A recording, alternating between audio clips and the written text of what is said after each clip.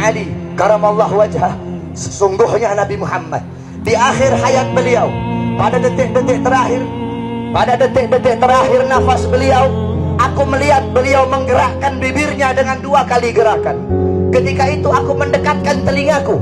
Ketika aku mendekatkan telingaku, aku mendengar beliau berkata, ummati, ummati, kata beliau. Ketika itu saudara-saudara, ketika itu Allah berkata kepada Jibril, wahai Jibril, engkau turun, beritahu kepada Muhammad bahwasanya aku memberikan kepada dia 2 pilihan.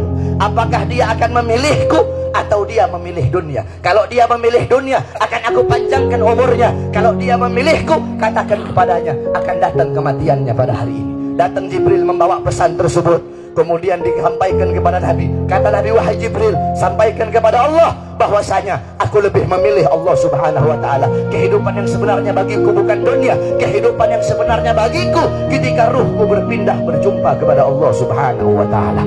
Akhirnya saudara-saudara, datanglah Israel. Datang Israel untuk mencabut nyawa Nabi Muhammad SAW.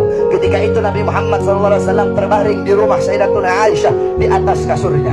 Ketika itu datang Israel. Israel pun izin untuk mencabut nyawa Nabi Muhammad. Apa kata Rasulullah SAW? Ketika itu ditemani oleh Jibril. Ya Khalili Jibril, wahai kekasihku Jibril, aku belum puas meninggalkan umatku kalau belum diberikan jaminan oleh Allah subhanahu wa ta'ala. Pergi Jibril menemui Allah subhanahu wa ta'ala. Fa'ahallahu ta'ala ala Jibril, basyirhu ya Jibril, innahu awwalu nasin khariju bil ardi idha bu'isu wa sayyiduhu bidha jami'u, fabasyirhu innal jannah muharramatun ala al-umam qabla an tadkhuluha ummatuh. Wahai Jibril, sampaikan kepada Muhammad, dia manusia yang pertama kali akan aku bangkitkan di hari kiamat dan menjadi manusia yang memimpin seluruh manusia kelak pada hari kiamat.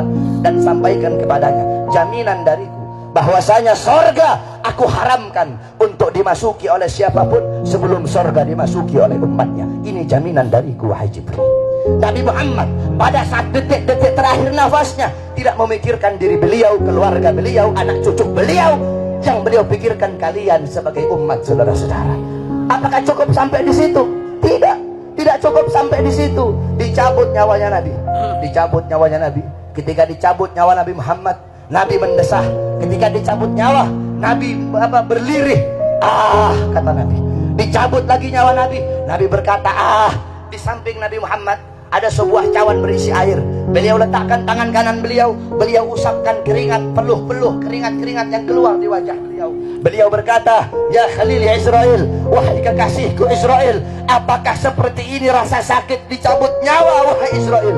Saudara-saudara, Nabi Muhammad yang sholat sampai kakinya bengkak, Nabi Muhammad yang sholat sampai kakinya keluar nanah, merasakan sakit ketika dicabut nyawa. Bagaimana dengan orang-orang yang lalai dari sholatnya, saudara-saudara?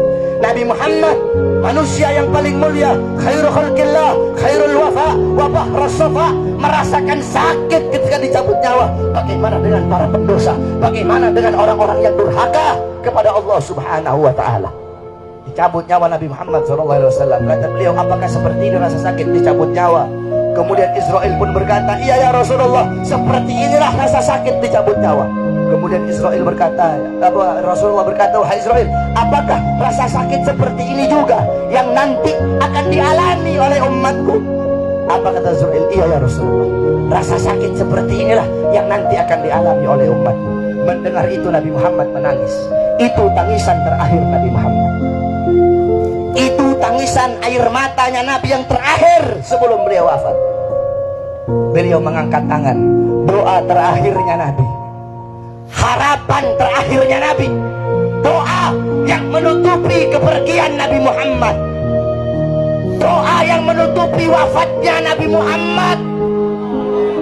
Beliau mengangkat tangan, mengadahkan tangan kepada Allah subhanahu wa ta'ala. Allahumma khaffif ala ummati fi sakratil maut. Ya Allah, ringankanlah. Ya Allah, permudahkanlah sakratul maut umatku. Ya Allah, ya Allah, aku nabi mereka, aku pemimpin mereka, aku penanggung jawab mereka. berikan seluruh rasa sakit sakratul maut mereka kepada aku ya Allah. Biar aku menanggung rasa sakit sakratul maut umatku ya Allah.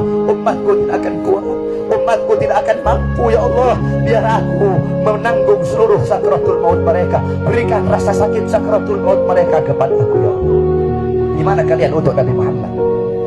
Apa yang telah kalian lakukan untuk Nabi Muhammad SAW? Sudahkah kalian menyenangkan hatinya Nabi? Sudahkah kalian mengorbankan jiwa, nyawa, darah, harta kalian untuk Nabi Muhammad SAW? Para sahabat-sahabatnya Nabi mengorbankan jiwanya, nyawanya, darahnya, hartanya. Sumayyah, wanita yang tua renta, dipaksa keluar dari ajarannya Nabi. Dikubur setengah badan, ditombak, keluar isi perutnya, dicambuk. Hei Sumayyah, keluar kamu dari ajaran Nabi. Apakah Sumayyah lebih memilih kesenangan dunia? Apakah Sumayyah lebih memilih kebebasan dunia? Sumayyah lebih memilih mati daripada harus meninggalkan ajaran Nabi Muhammad. Allahu Akbar. Bilal ibn Rabah dikasih batu yang besar, dicambuk, dipaksa keluar, dipaksa meninggalkan Nabi, meninggalkan syariat Nabi, meninggalkan Al-Qur'annya Nabi. Apakah Bilal lebih memilih kesenangan dunia? Apakah Bilal lebih memilih kebebasan dunia? Apa kata Bilal? Walaupun tubuhku dipotong-potong menjadi bagian-bagian yang kecil untuk menghentikan kecintaanku kepada Nabi, dengan dipotong-potong tidak akan berhenti kecintaanku, malah dengan dipotong-potong hanya akan menambahkan kecintaanku kepada baginda Nabi besar. Allahu Akbar. Setelah Nabi Muhammad SAW wafat, para sahabat itu tidak ada gairah hidup. Ada seorang wanita yang dimana galat di Aisyah, ya Aisyah, ikshif li qabrin Nabi. Wahai Aisyah, hingkapkan, bukakan bagiku kuburnya Nabi. Dibuka kuburnya Nabi. Masuk ini perempuan di depan kuburnya Nabi. Fabakat hatta mata. Itu wanita